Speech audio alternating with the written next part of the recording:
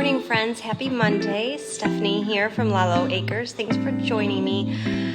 I'm struggling today. I got my third cup of coffee and my lemon Dutch baby that I made this morning.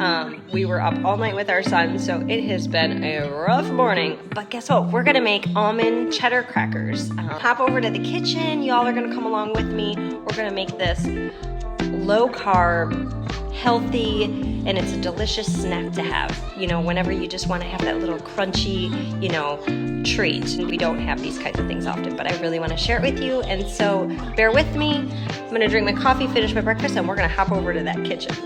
Here we go. You're going to add 1 cup of almond flour, 1 cup of cheddar cheese, 1/4 of a teaspoon of salt, and blend really, really well.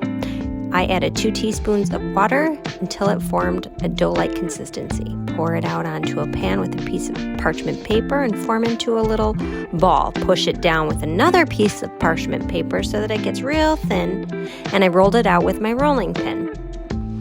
Cut it into thin strips using a pizza knife or a regular knife and rotate the pan to get the other side. Essentially, you're creating squares.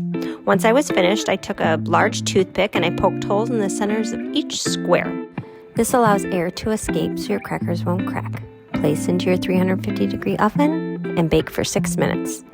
After they're done, flip them over and bake for an additional 6 minutes. I place them in the broiler for 1 more minute. Once completely cooled, cut them with a knife or break them with your fingers. You'll have uneven or perfect squares. Either way, they taste great. Guys, these are amazing. They have a great crunch. They're super cheesy.